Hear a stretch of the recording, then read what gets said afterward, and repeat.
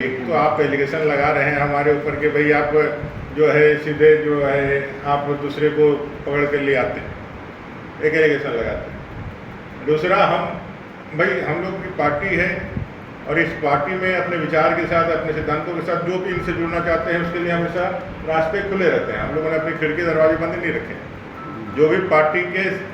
Ideology के साथ, सिद्धांत के साथ, जो अपने आप को भारत के निर्माण के लिए, भारत के राष्ट्रवाद को बढ़ाने के लिए और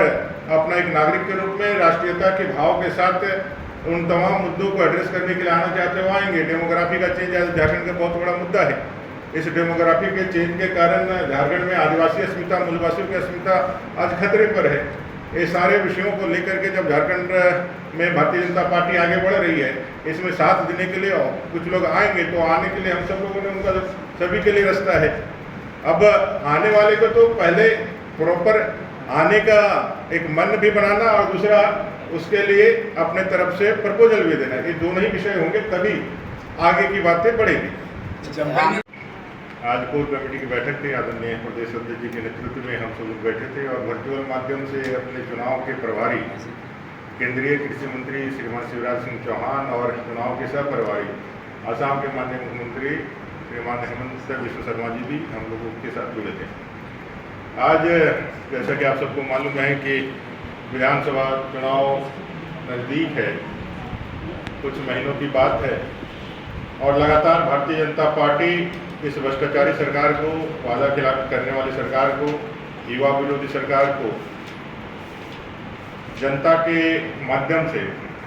कैसे इसको हटा करके इस झारखंड में, इस 3.5 करोड़ झारखंड की जनता के उम्मीदों का झारखंड,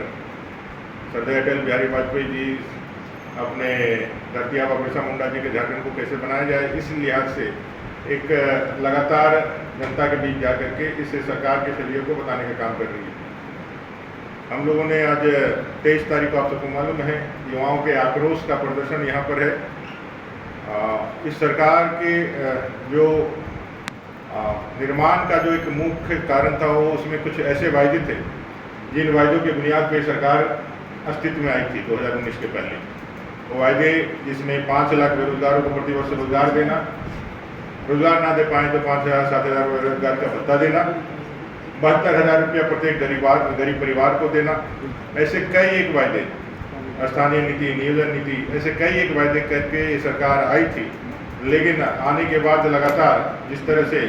इन्होंने युवाओं के साथ छल किया है, कपट किया है, उनके साथ जैसे दुर्वृत्ता की है, और आज ही आप लोगों ने देखा हुआ है कैसे जेपीएससी की परीक्षा का जो आंसर शीट है, वो आंसर शीट को जांच के लिए, कॉपी के लिए, जांच के लिए जो आहर्ता नहीं रखते हैं, वैसे टीचरों को दे करके उन्होंने कॉपी का जांच कराया है, इसलिए उनका फाइनल रिजल्ट नहीं निकल पा रहा है। तो जितनी भी सीटें इन्होंने 2-4 हज़ार जो भी वैकेंसियाँ निकाली, उसमें सीटों को इन्होंने भेजने का काम किया। सीजीएल से लेकर के जेई और जितने भी परीक्षाएं हैं, उसमें बच्चे अभी भी सीबीआई जांच की आशा देख रहे हैं। इन सारे मुद्दों को लेकर के युवा मोर्चा के बैनर तले 23 तारीख को इस झारखंड प्रदेश के लाखों बेरोजगार युवा इस सरकार को उखाड़ फेंकने के लिए मोरहाबादी के इस मैदान में, ऐतिहासिक मैदान में जुटने वाले हैं। उससे संबंधित विशेष चर्चा हुई और आने वाले विधानसभा के निमित्त जो तैयारियां और जो हम लोगों का सांगठनिक प्रयास है, उसको करने का निर्णय लिया गया है। 25 तारीख को मन की बात कार्यक्रम है, 25 अगस्त रविवार को आदरणीय प्रधानमंत्री जी के मन की बात का कार्यक्रम है। इसको हम लोग समस्त बूथों पे करने की एक योजना लेकर के आगे बढ़ रहे हैं। उसको भी करने का एक रणनीति हम लोगों ने बनाए हैं और आगे